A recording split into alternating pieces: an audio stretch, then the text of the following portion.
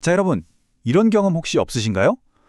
똑같은 헤드폰으로 똑같은 노래를 듣는데 나는 정말 좋다고 생각하는데 옆에 있는 친구는 잘 모르겠는데 하고 고개를 갸웃하는 거죠.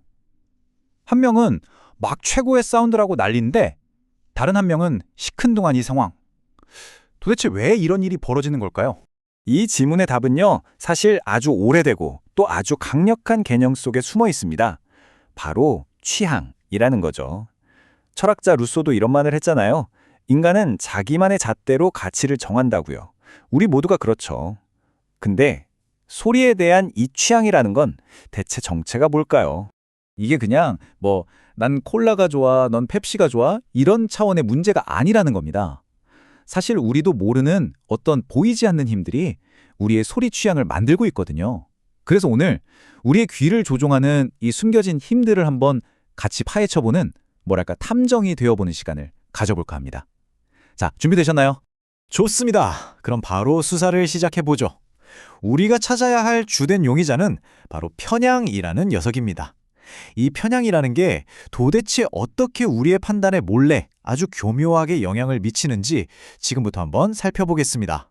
자, 우리가 주목해야 할 구체적인 용의자의 이름은 바로 체계적 편향입니다. 이게 그냥 어쩌다 한번 하는 그런 실수가 아니에요. 이건 아주 일관되게 그리고 반복적으로 나타나는 오류라서 청음 테스트 같은 걸 할 때 결과를 한쪽으로 확 쏠리게 만들어버리는 아주 교묘한 녀석이죠. 그래서 감지하기도 정말 어렵습니다.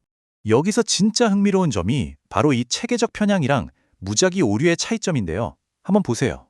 무작위 오류는 갑자기 밖에서 빵 하는 소리가 들리는 것처럼 우리가 이건 잡음이네 하고 바로 알아채고 무시할 수 있는 그런 뻔한 방해물이에요. 근데 이 체계적 편향은 아주 조용히 그리고 꾸준히 우리의 판단을 한쪽으로 슬금슬금 밀어버리기 때문에 알아채는 것 자체가 정말 힘듭니다. 바로 이 녀석이 진짜 범인인 거죠. 자, 그럼 이제 첫 번째 단서를 한번 살펴볼까요? 아주 놀랍게도 그 단서는 우리가 듣는 바로 그 음악 자체에 있었습니다. 한 연구에서 있었던 일인데요. 전문가들, 그러니까 엔지니어들한테 피아노 연주 녹음을 들려줬어요. 그러고는 자, 어떤 마이크 설정이 가장 소리가 좋나요? 하고 물어본 거죠. 근데 여기서 중요한 점이 뭐냐면 그냥 한 곡만 들려준 게 아니라 바흐, 슈베르트, 브람스, 그리고 현대음악까지 아주 다양한 스타일의 곡을 들려줬다는 겁니다. 결과는요, 정말 놀라웠습니다. 엔지니어들의 선택이 하나로 모이지 않는 거예요. 일관성이 없었어요. 예를 들어서 바흐 음악을 들을 땐 A 마이크가 최고라고 했던 사람이 브람스 음악을 들을 땐 B 마이크가 더 좋은데? 하는 식으로 말이 바뀐 거죠. 이게 뭘 의미할까요? 바로 음악 스타일에 따라서 좋은 소리의 기준 자체가 막 흔들렸다는 겁니다. 이게 바로 우리의 첫 번째 단서입니다. 자, 음악 자체가 우리 판단에 영향을 준다는 걸 알았으니까 이제 다음 단서로 넘어가 보죠.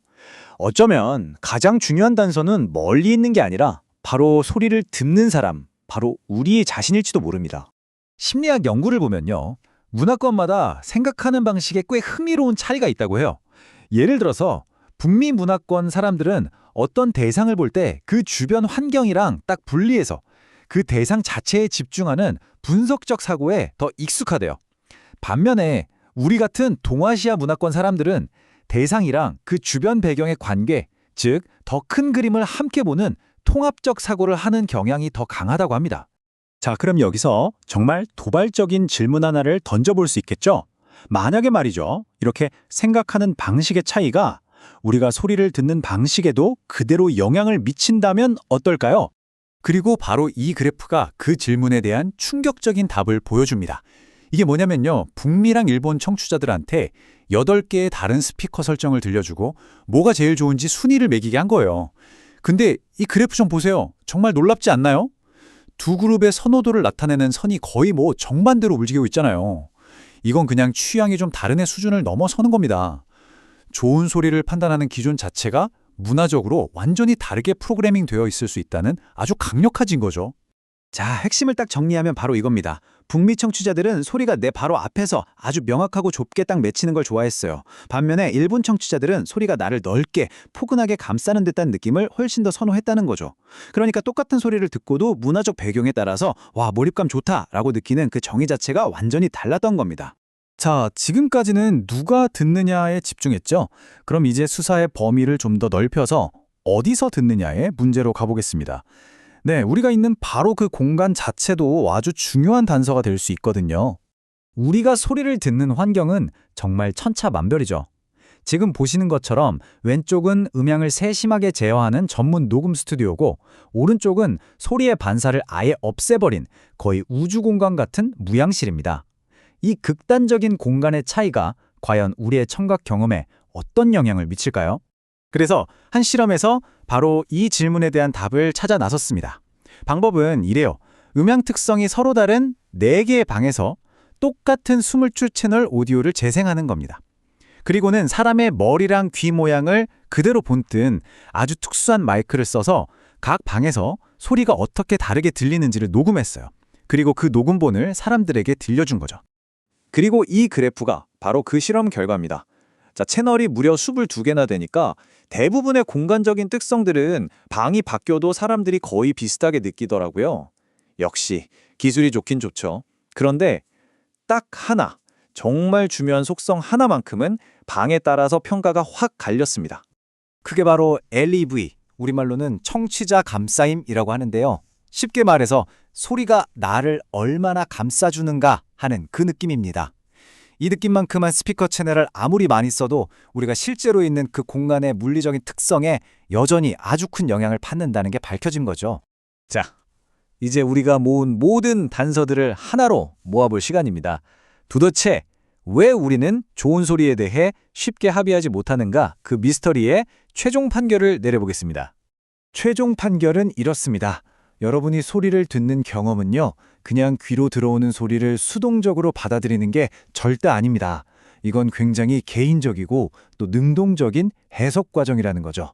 그리고 그 해석은 바로 누가 듣는지, 즉 여러분의 문화적 프로그래밍과 또 어디서 듣는지, 여러분이 처한 물리적인 환경에 의해서 계속해서 달라집니다. 그리고 이 사실, 이게 그냥 오디오 좋아하는 사람들끼리 하는 얘기가 아닙니다. 생각해보세요. 요즘 가상현실, VR이나 증강현실, AR처럼 수많은 사람들이 하나의 똑같은 디지털 경험을 공유해야 하는 시대를 살고 있잖아요. 바로 그렇기 때문에 이게 정말 거대한 시사점을 던져주는 겁니다. 자, 우리의 청각 경험이 이렇게나 제각각이라면 과연 다가올 가상 미래에 수십억 개의 서로 다른 귀를 모두 만족시키는 단 하나의 소리를 디자인하는 게 과연 가능할까요? 어쩌면 이게 바로 미래의 오디오 기술이 풀어야 할 가장 큰 숙제일지도 모르겠습니다. 여러분은 어떻게 생각하시나요?